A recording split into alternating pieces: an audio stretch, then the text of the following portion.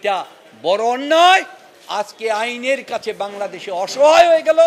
সারা বিশ্ববাসী জানবে যে ডক্টর ইউনূসের জন্য বাংলাদেশের আইন ভিন্নভাবে পরিচালিত হচ্ছে।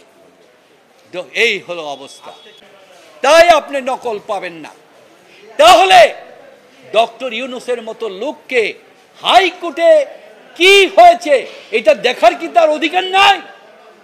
এটার মধ্যে যদি অন্যায় থাকে তার বিরুদ্ধে কি চ্যালেঞ্জ করার অধিকার তার নাই?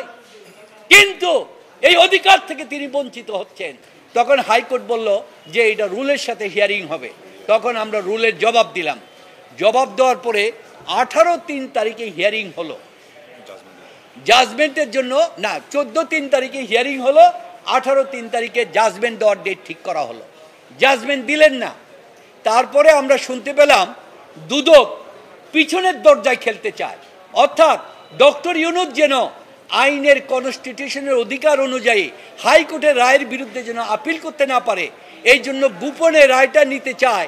আমাদের কলকারখানা অধিদপ্তর যে নিতে চায়, যে যেদিন সেখানে আপনাদের কাছে হয়তো কপি আছে, এই আমরা যে 18 তারিখে জমা দিয়েছি নকল, তার ডেটটা হচ্ছে পিসি নাম্বার 5-9-11-11/2024। এইটা যখন দিয়ে বলা হয়েছে আমাদেরকে নকল দেন, আজকে আমরা অ্যাপিলেট ডিভিশনের চেম্বার জজে যাব, তখন সেকশন বলছে আপনার পিসি খুঁজে পাওয়া যাচ্ছে না। তারা পরীক্ষা করে দেখেন ওনার আদালতের পারমিশন আছে কিনা। অথচ বেনজির দুর্নীতি দমন কমিশনের অভিযুক্ত আসামি, কিভাবে অভিযুক্ত আসামি 100 কোটি টাকা ব্যাংক থেকে গ্রহণ করে পালিয়ে গেল। তিনি তো নিশ্চয়ই ভিআইপি লাউঞ্জ দিয়ে গিয়েছেন, অথবা এয়ারপোর্টে সিসি ক্যামেরা আছে, সেখানে পুলিশ ইনভেস্টিগেশনের আছে, তারাও জানেন।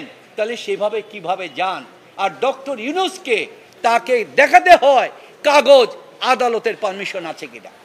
যাই হোক, আমরা এটা প্রত্যাহার করার জন্য, কারেকশন করার জন্য আদালতে, হাইকোর্টে একটা প্রেয়ার দিলাম। পার্সোনালি 27 নম্বর মাননীয় বিচারক সাহেবের সাথে দেখা করলাম।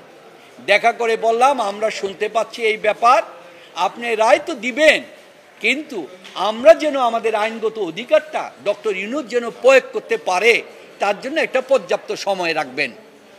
সেই কথাটা বলার পরে তিনি আমাদের সাথে এগ্রি করলেন। আজকে আগামীকালকে ডেট, কালকে পর্যন্ত আমাদের পক্ষের থেকে খোঁজ নেওয়া হয়েছে, বলছে জাজমেন্ট রেডি হয় নাই, রেডি হয় নাই, রেডি হয় নাই। আজকে সকালে কয়েকটি টিভির মাধ্যমে, টেলিফোনের মাধ্যমে জানতে পারলাম যে 50 পাতার রায় হলো, এবং এই রায় হলো এবং বলা হলো দ্রুতগতিতে নিষ্পত্তি করা হোক।